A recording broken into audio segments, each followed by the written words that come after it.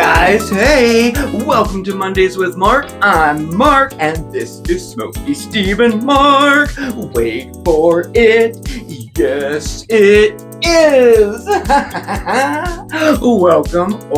Welcome back, my groovy cats and kittens. Oh yes, we are going retro again. Oh gosh, only here on Smokeysteveandmarc we combine Easter with grooviness, right? Oh my gosh, but we are gonna have a fun time today. Oh, because we are rolling out Easter in a big old groovy way. We're gonna be boogie-woogieing all day long. Yes, we're gonna have fun. Oh my gosh. So we're gonna take a look back at some of the iconic styles of the 70s. Oh yes, along with some of those classic Easter candies and those classic TV specials. And oh yes, we have a recipe to do, and we have a giveaway winner to announce too. So, oh man, we should get started right away, right? Oh my. So I don't know about you, but some people, well, including myself, well, we think back on the decade of the 70s, especially around Easter time, very, very fondly, And I think it's because we remember a more simpler time, where there was more of an emphasis on like family traditions, like, I don't know, like Easter egg hunts, like even the adult Easter egg hunts, decorating Easter eggs, and how about a big old Easter Sunday dinner? Oh, and we can't forget about Easter Sunday service. No way. Oh, one of my best memories ever. All through my childhood, we would go, and I would look forward to this too, even at a very young age. We would go to the Easter sunrise service, which was followed by a big old pancake breakfast. It was so much fun. It really, really was. I loved it. I did. But yeah, I think we better get started off the bat. So what I was thinking of, oh, by the way, I completely got a new hairdo for our Easter time. What do you think of it? You like it? Oh, nothing about the style of the 70s, right? Oh, it was great. It was so cool. I loved it. I still love tie-dye and bell-bottoms and all that. So, you know what? As a matter of fact, why don't we take a quick look at some of the really cool fashion styles of the 70s.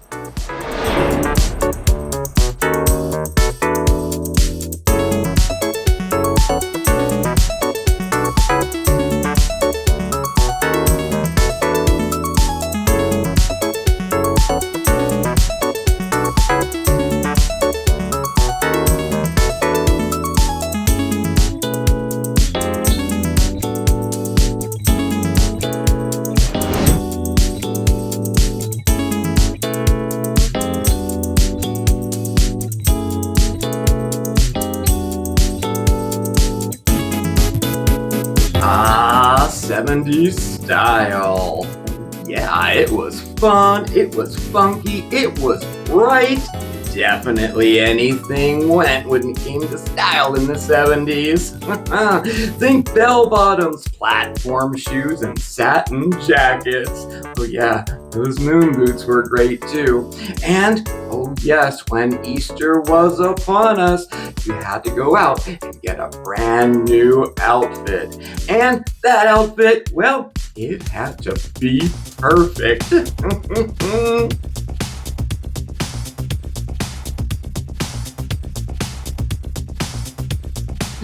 Oh boy, can you imagine showing up to Easter Sunday service in one of these jumpsuits?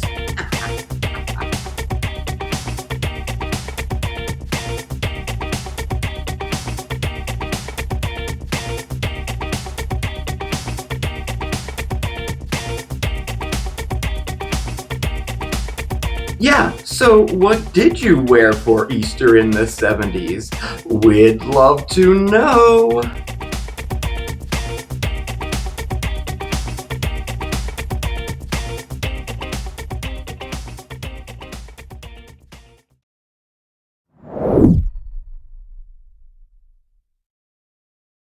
Picture it. 1977, Easter Sunday. A certain young man just got his first bicycle. Oh, now there's a vintage picture for you. Oh, I remember. This is in the backyard of my grandmother's house with her big Catalina behind me. Oh man, it was. I remember that day. They brought the bike out. It had a big pink bow on it, and she said it was from the Easter Bunny. I was so excited and so happy. Oh my gosh.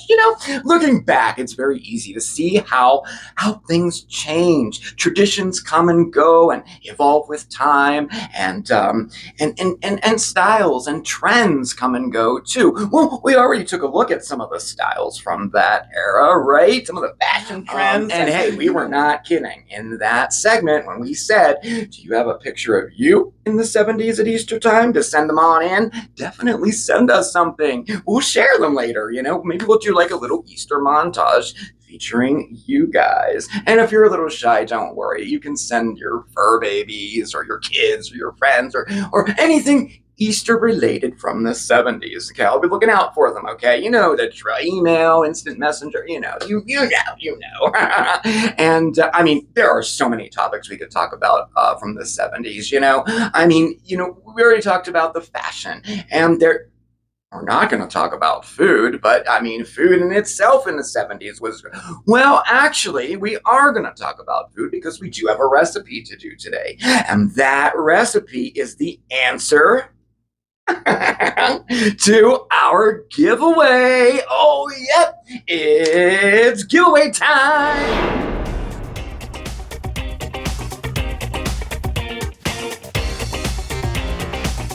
Oh, Steven, it's giveaway time. Well, there you are, and there's Bandit. Oh, even he came. You dressed for the occasion. I did. Well, I feel like you're feeling like early 70s. I'm feeling disco. Oh, late yeah. 70s myself. Oh, yeah. So, it looks good, doesn't it? And I have hair. Yeah, how that Rogaine is working. It's working. It's overnight. So get it on Temu. Well, anyway, we have a giveaway winner to announce, and we ran this giveaway all last week since the last Mondays with Mark. And what you had to do to enter was we asked you to guess a certain dessert, and we gave you hints all through the week. Now, first of all, this dessert it is said that it is so good that it had at least 5 names and probably more. There are more names for it, And we gave you a series of hints, and that was it can have 2, 3, 4, or 5 layers, like multiple layers in it.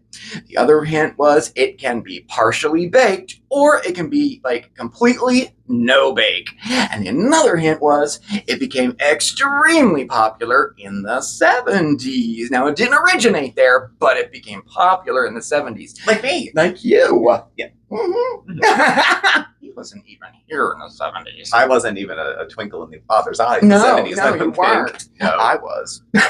Yeah, you I'm were. showing my age. Well, you were playing with blocks. You weren't Everybody that old. was my age anyway. Yeah. And I even gave you a hint in the little ad that we ran, our little segment about the giveaway. There was a hint in there too. And that is when I said, this lusciously delightful dessert, because the answer is lush. Of course it is, right? Lush. And the other answers? Oh, yeah. Well, so we have here, of course, lush, delight, like strawberry delight, yum yum, dream, and bliss. And I am so surprised that someone got Robert Redford. Yep, it's also called the Robert Redford. Mm-hmm. And the interesting story about that is, Robert Redford was admired by many. Mm-hmm. He definitely had appeal. And for party goers, especially female party goers back then, whenever they would bring this cake to a party, they would say, I'm bringing Robert Redford with me. Okay. Yeah. And it started off as better than cake.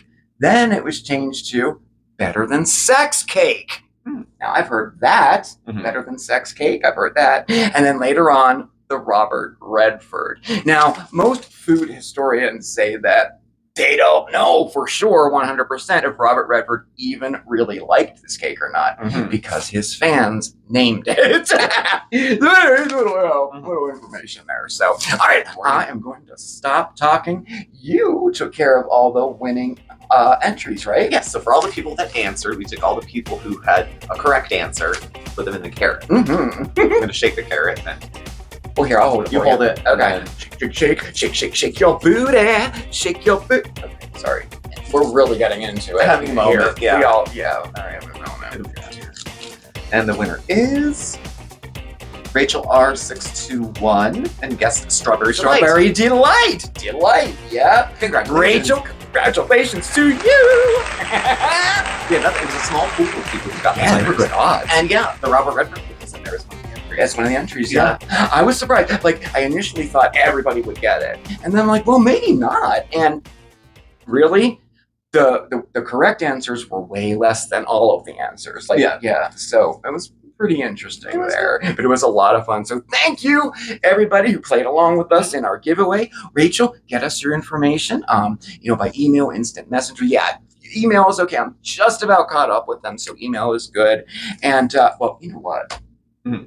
Now I think we have to whip one of these babies up. What do you think? That's a really good idea. Okay, so I was thinking, this, of course, this dessert had many different names. It can be made many different ways with many different flavors. I thought, why don't we try something maybe a little less popular or unique? Okay. How about some cinnamon roll lush? And there's no cinnamon rolls in it. What? No, it doesn't, but it does have tons of delicious, luscious flavor. Oh, yeah, I'm super excited to make this one. So, hey, why don't we get started right now? Here are the ingredients. All right, so to start off, we need one whole package of golden Oreo cookies. You're going to need about 35 of those. The cookies, not the package. And then you'll need 1 6-pack of Cinnabon cinnamon pudding cups. Yes. And 16 ounces of whipped topping. 1 cup of whole milk. And then we have 2 packages of cream cheese. That would be 16 ounces. Softened up to room temperature. And then we have 1 box, that would be a large box, 5.1 ounce of vanilla pudding, and 1 regular sized box of French vanilla pudding, both instant. 5 tablespoons of melted butter, 1 cup of powdered sugar, and we need some cinnamon too, about a teaspoon. So the first thing that we did was we ground up all of our Oreo cookies in a food processor until we have fine crumbs, just like that. And then we're going to add our melted butter, just like that. And we're going to mix that all up until all that butter is thoroughly mixed in. And then we're going to dump those into a 8x8 or 9x9 baking pan, which we lined with parchment paper, and spread it out evenly. And then, we're going to press that down to form our crust. And we're just going to make sure that we have that pretty well pressed down, and we want to make sure we get it into our corners. Oh, yes. Okay, now we're going to pop this into the freezer while we make our first layer. And for that layer, we have our softened cream cheese in the bowl, and I just gave it a little whip there, to kind of smooth it on out. We're going to add our powdered sugar, and we're going to mix that up until it's all combined and smooth. And add 1 of our Cinnabon pudding cups. Ooh, yes. Oh, all these flavors are going to come together so nice, y'all. I mean, that's the nice thing about this dessert. You can make it so many different ways, so many different flavors. All right, let's mix this up until it's thoroughly combined.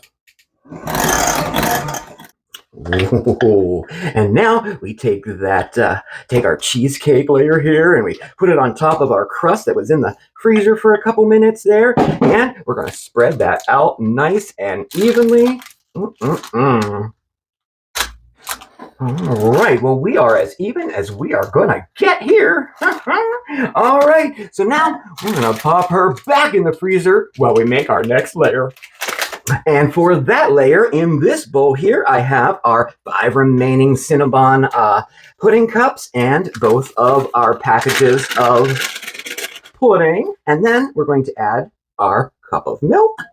And we're going to mix this up until we get a nice, thick mixture of pudding. Okay, look at that. Nice and thick. That's what we want. Okay, and then to that, we're going to add 1 cup of our prepared whipped topping. And then we're going to mix that in until it's like all nice and combined. You know, we're just going to stir it gently, kind of fold it in a little bit there. You know what I'm saying. Ooh, and now, you probably guessed it, we're going to add our pudding mixture on top of our cheesecake mixture and then spread it out evenly. All right, I think we're pretty even here. Okay. And now, to complete our lush or delight or bliss or dream, well, you know, we're going to top it with a layer of our prepared whipped topping. Oh, yeah. All right, I think we are good. Yep, we are good. Okay, so last thing, finally, we're just going to put a little bit of cinnamon on top of here, make it look pretty and taste pretty. Oh, yeah. And really, that's all there is to it, guys. Except one last little thing. Oh yeah, we're gonna pop this back into the freezer, but this time we're gonna leave it in there for a little bit. Actually, only about 15 minutes. We can wait that long, right?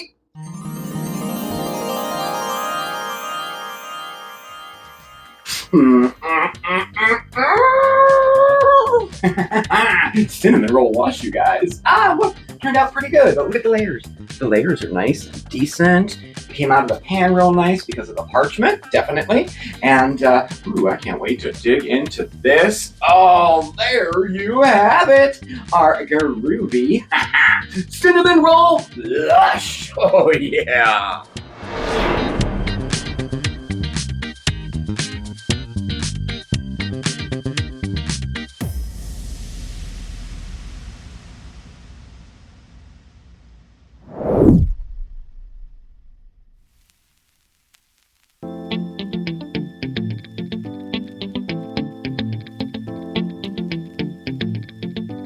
It's an Easter candy party, a 70s Easter candy party. And some of those Easter candies from back then, oh, they are still super popular today and as delicious as they ever were. Oh, and check out some of these Easter eggs from the 70s.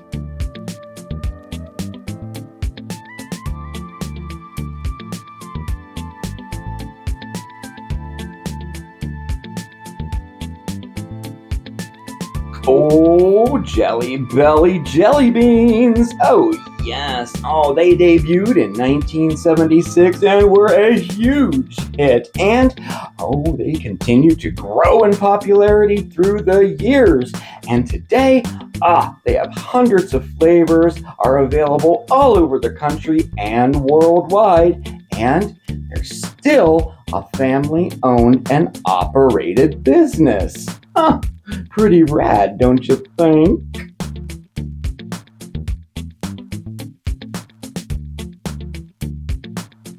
Now everything has an origin, right? Well, including Easter candy. And the very first Easter candy ever, well, that was chocolate eggs way back in the 19th century.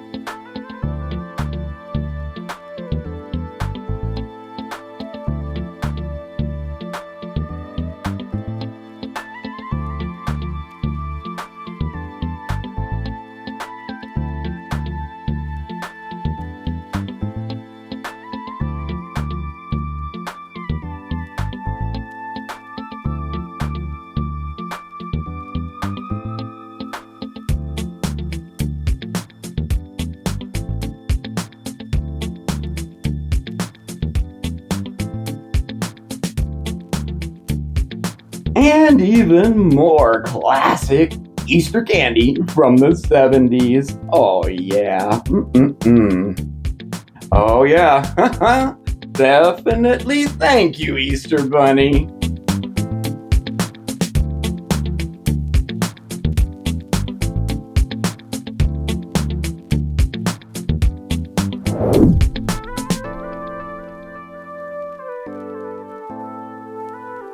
Picture it. 1972. Clearwater, Florida. Easter Sunday. A very young man is getting his picture taken with the Easter Bunny. Oh, can't believe I shared that picture too. Oh, he's cute, I guess. That's me if you didn't know it. Oh, all those years ago. Oh, yes. Yeah. Oh, I forgot. How about this dessert, y'all? Excuse my. I did take a bite of it. It is super good. This is a good one. Oh, you really got to try this one. This is delicious. Or should I say lush-is? You know what I'm saying. And that dessert, I know we said it many times, but it can be made in so many different ways, so many different fillings, and I mean, really, so many different flavors. And one of the hints was it could be partially baked, or it could be totally, non-baked at all.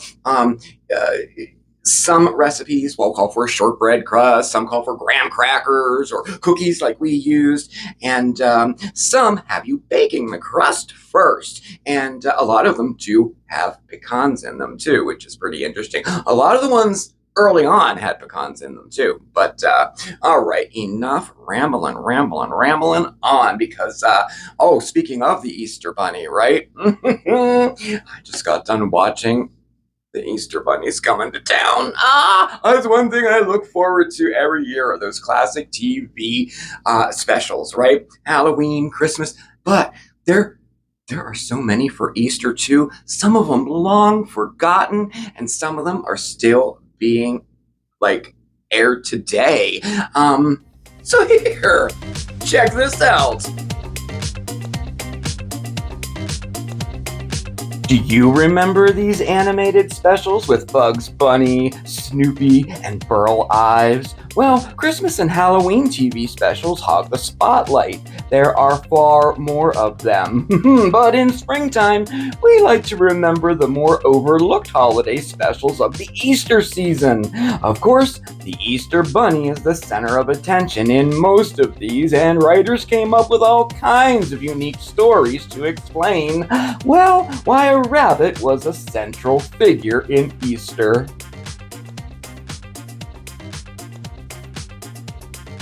One of the earliest standalone Easter specials was Here Comes Peter Cottontail. Singing, dancing Hollywood legend Danny Kaye narrated and also featured the voices of Casey Kasem as Peter Cottontail and Vincent Price, who naturally was the villain.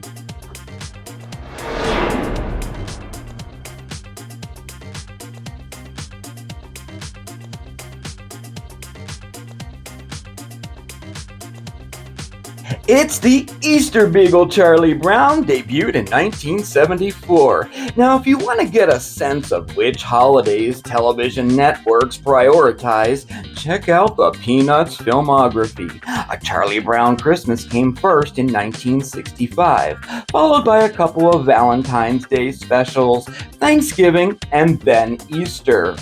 The Easter Beagle was the 12th overall animated special in the Peanuts franchise. Arbor Day, which is little known, came up a couple of years later.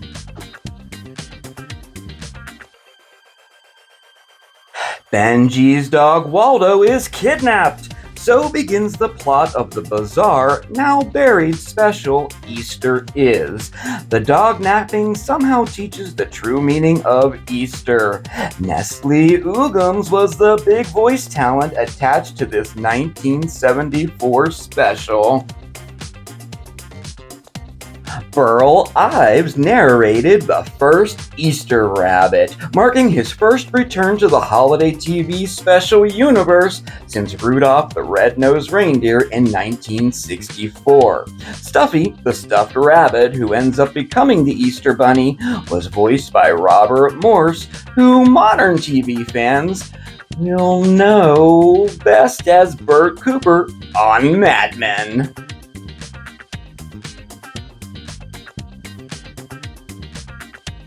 This Looney Tunes entry into the Easter canon utilized clips from classic cartoons inserted into a new story. Now, Granny is looking for a replacement for the Easter Bunny who is under the weather. Now, naturally, she thinks of Bugs Bunny. And naturally, Daffy is jealous and wants the gig for himself. The classic cartoons seen throughout were largely from the 1950s. Now, there are more Easter TV specials out there, of course. Well, just like The Easter Bunny's Coming to Town, essentially a sequel to Santa Claus is Coming to Town. And Fred Astaire, he reprised his role as SD Special Double Everett Kluger for it too. Well, we hope you enjoyed our little sneak peek into some of those beloved classic Easter TV specials.